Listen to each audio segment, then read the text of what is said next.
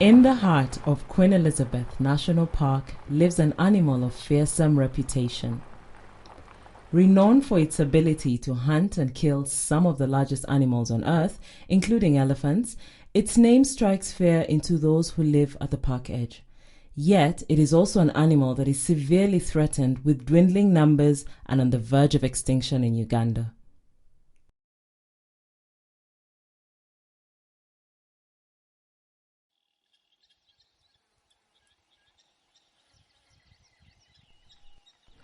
The African lion, a symbol of power and royalty for centuries among different cultures around the world, is revered and held in higher esteem than all other animals. This king of the beasts, though, is no longer the ruler of his jungle. As human populations have grown across Africa, his kingdom has diminished in size and value.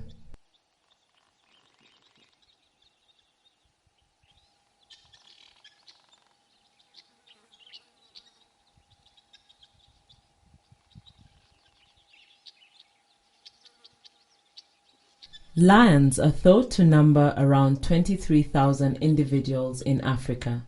This might sound a lot, but actually is only half the number of seats in the Nambole National Stadium in Kampala. Until recently, we did not have an estimate of the number of lions in Uganda, but a recent survey by the Wildlife Conservation Society estimates fewer than 400 animals are left, most of them confined to our national parks, Queen Elizabeth, Maction Falls, and Kidepo Valley. Comparisons with numbers estimated for Queen Elizabeth National Park in 1999 show that lions have declined by 30% in the last 10 years. If this loss is not reversed soon, Uganda will have no lions left.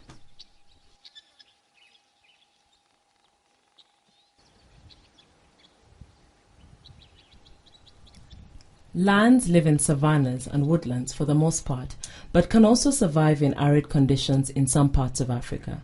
They basically live in these savannas because this is where the largest amount of meat on the hoof is available, and lion numbers are very closely linked to the amount of prey that is available at a site.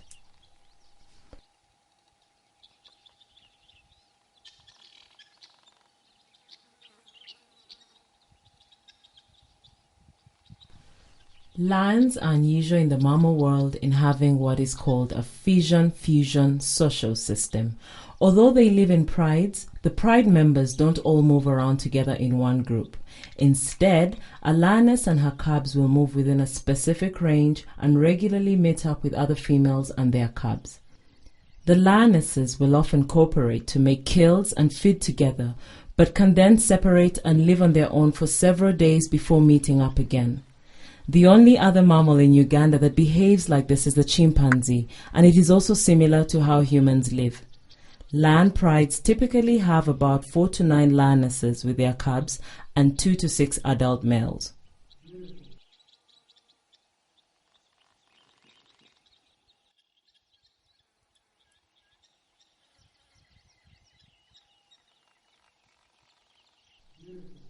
Lionesses stay in their pride for most of their lives, although occasionally an individual will transfer to another pride.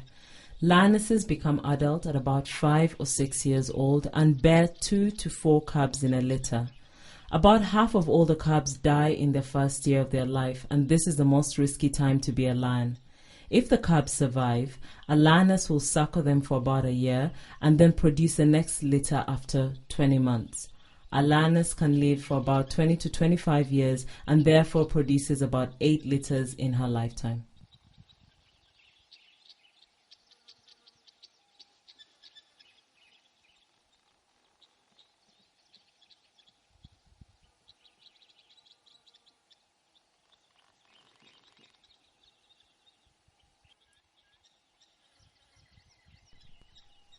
Males are kicked out by the dominant male when they reach the age of 3 to 4 years old and live on their own until they're strong enough to take over a pride. Often males form coalitions with other males and work together in groups of up to 4 individuals to take over a pride. Once they hold a pride, the members of the coalition each have rights to mate with the females, thereby making sure they stick together and don't fight. When courting a female, they may mate every 30 minutes for 4 days at a go. No wonder they call them the king of the beasts. However, their rule never lasts long, and they're often removed by another coalition within 2 to 4 years.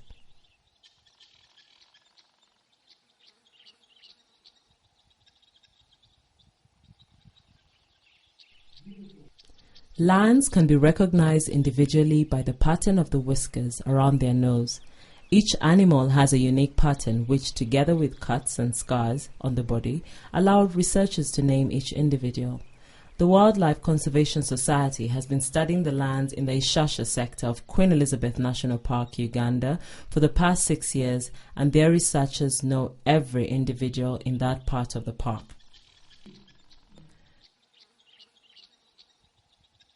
Edward Okot Omoya leads the research team with Mustafa Nsubuga as a field assistant, and they put radio collars on some individuals so they can follow them and figure out where they range.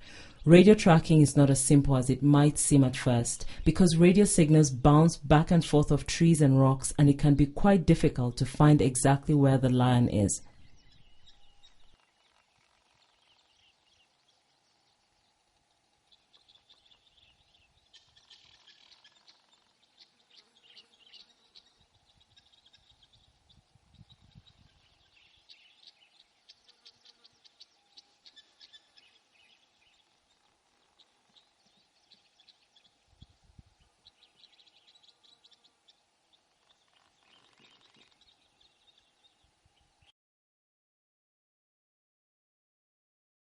Counting lions is the most interesting bit of the work. What we do, we have corn speakers put up on the roof of a vehicle, and then a Fox Pro machine which has a buffalo distress call played for 30 minutes. So what we do, we use a GIS program to get points. Going out at dusk, when the lions are most likely to be hunting and hungry, the research team basically makes themselves the bait and wait to see who turns up. Using a spotlight, they can then identify the approximate age and sex of the animal. They have calculated how far away lions respond to such a call, so that the numbers seen can then be converted to the total numbers for the park. Lions are important to UWA because they are signature animals, the signature species that drive tourism. They are one of the big five. Lots of tourists all over the world come to Africa because of the majesty of the lion among the other five.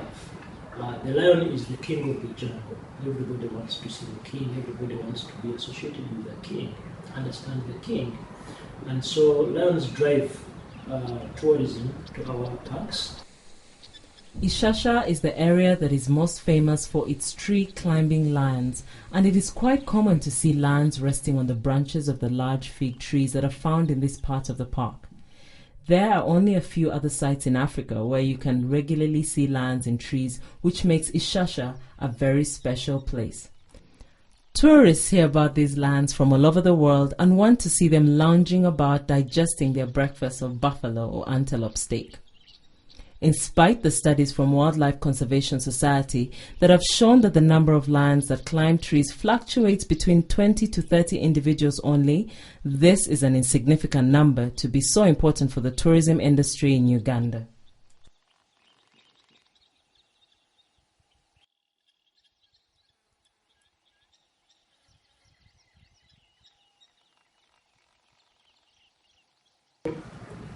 From their carnivore nature, lions also weed out old and diseased animals, thereby controlling disease spread within animals, and also removing animals that may not have the kind of gene structure that you'd want in a population. So they also control, it's funny, they kill these animals, but they actually control the health and viability of those very species that they hunt. Lions eat a variety of animals, depending on what they can catch. In Ishasha, there are 3 main species they focus on. The Uganda kob is the most common food item on the menu because it is abundant and the most common large mammal in the park. Topi are also chosen, but because they are rarer species, they are not preyed upon as often as the kob. Interestingly though, a study made in the 1970s showed that the topi were the most abundant prey item at the time in Ishasha, when this animal was much more abundant. Finally, buffalo are a good catch if you can get them, but they're also the most dangerous to tackle. Buffaloes can be particularly mean and aggressive and will readily attack the lions in retaliation for an attempted kill. They have also been known to charge and kill young cubs to make sure lion numbers don't get too high. However, an adult buffalo can keep a pride of lions going for several days and is a good prize to have, but usually requires several lionesses to kill an animal. Once killed, the lionesses will usually drag the carcass into the shade to hide it if they can. Vultures are often on the lookout for the prey of the lions and will come down to feed on the carcasses whenever the lions move away from it. Lions, though, will guard and defend their kills, and any unsuspecting vulture needs to be very careful around a carcass.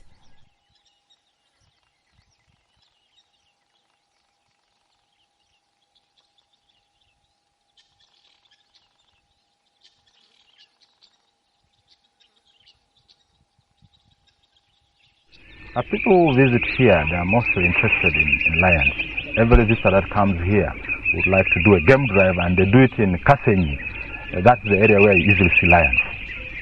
And you have high numbers of tourists visiting Kasenyi area because of lions.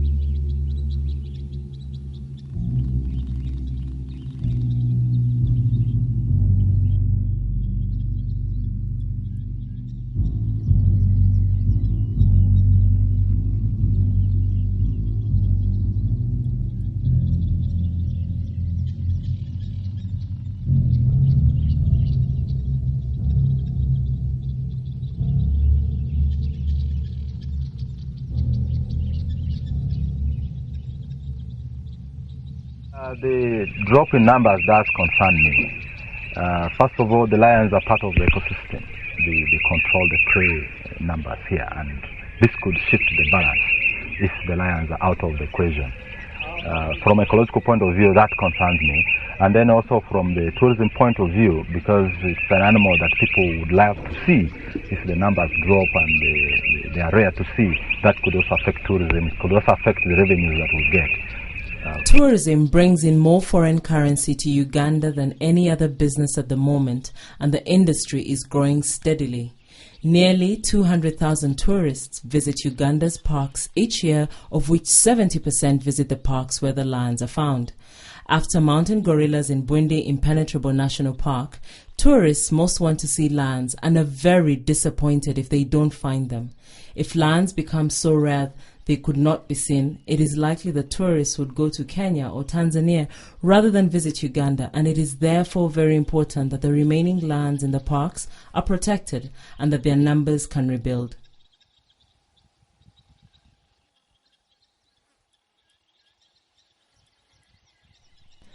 You may wonder why the lion numbers are declining so drastically. One of the causes is the fact that the pastoralists are grazing cattle and other livestock in the parks. While the animals may not be killed in the park, they leave a trail of scent that lures the lions out to the cattle kraals at night and brings lions closer to the villagers as a result. If a cow is killed, an owner may poison the carcass to try and poison the lions if they return to feed on it. This cruel death kills the animal over several hours or days even. The poison used is a pesticide that is also harmful to people and which has been banned in the United States of America. A person who poisons a carcass also creates a risk of poisoning people and may not succeed in killing the lions in any case. Often, other animals come to feed on the carcass and die in the process.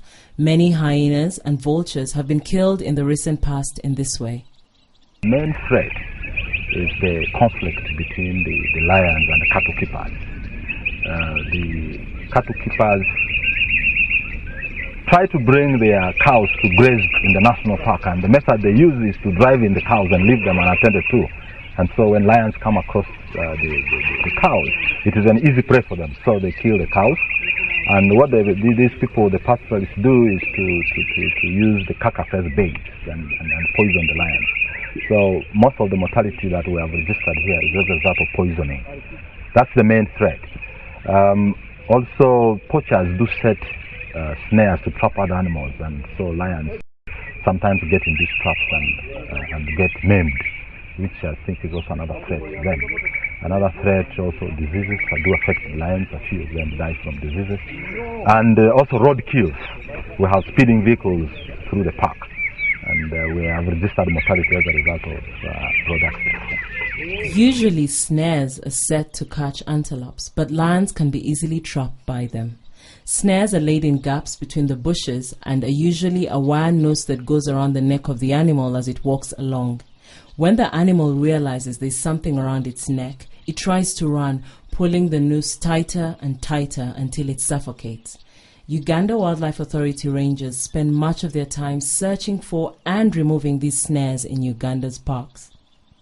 Sometimes hunters target lions because they believe that body parts have medicinal or magical purposes, but this has been shown to be just superstition.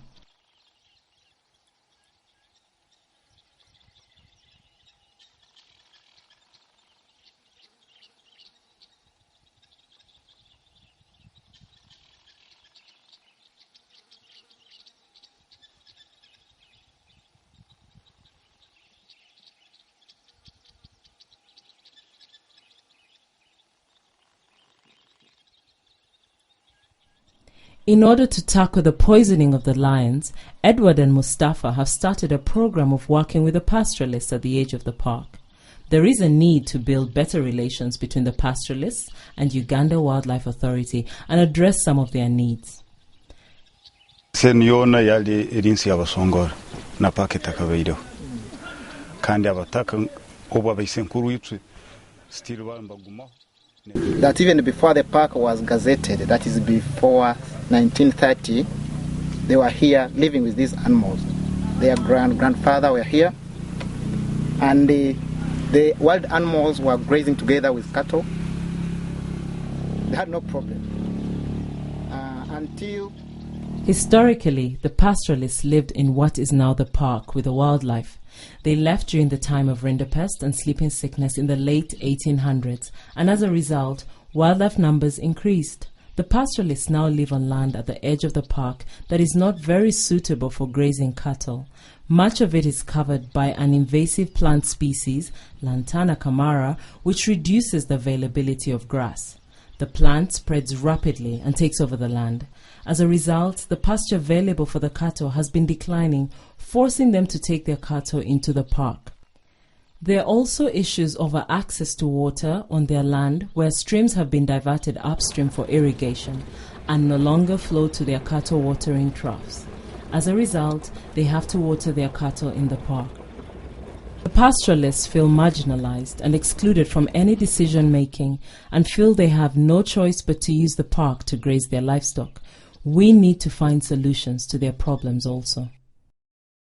UWA has developed a strategic action plan for large carnivore conservation in Uganda, and lions is one of the carnivores that are being covered in this plan. Now, this plan basically covers a diagnosis of what other issues? In order to reverse the decline in lion numbers, the Uganda Wildlife Authority has developed a conservation action plan for the 5 large carnivores in Uganda. Uganda Wildlife Authority and Wildlife Conservation Society are looking for funding to support this plan, and in particular funding to both help the pastoralists around the park as well as funding to be able to compensate people if they lose livestock. The numbers of livestock killed each year are not that high, and providing some help will build better relations between these people and the park authorities. A critical need first, though, is to improve the rangeland where the pastoralists graze their livestock and also provide water sources for them. There is also a need to fence some of the fishing villages in the park to provide protection to people at night. Lions are a symbol of strength, integrity and power. As such, they're often used in advertising and as logos to give a certain image to the business. Several companies in Uganda use lions to advertise their products, but how many of them put anything back into supporting the animal that helps them generate income? Similarly, many tourism businesses are profiting from the ability to show their clients lions, and yet could lose out if lion numbers continue to decline. Funding is required to help improve the lands of the pastoralists around the parks and thereby reduce the conflict with the Lions and Uganda Wildlife Authority. Could these companies work together to help bring this about? If nothing happens soon, the research Edward and Mustafa are showing indicates that most lions will have disappeared from Uganda in the next 10 to 20 years. Is this something Uganda can afford? Tourists come to Uganda because they can combine mountain gorillas with the big game animals. If they can't see lions, then they're more likely to visit Kenya or Tanzania and then fly to Rwanda, where they can be with gorillas in a 2-hour drive and trek. Edward is in the process of carrying out research on what value lions are to Uganda's economy. A back-of-the-envelope calculation, though, indicates that each lion may bring in $140,000 each year to the country. Uganda's lions number only 400 animals, according to Edward's research. Of this number, only about 140 are likely to be adult animals. Only about 25 to 30 will be adult males living in a pride. Uganda's king of the beasts is really down to the last few. Will they be the last kings of Uganda, or will people rally together to turn the numbers around again?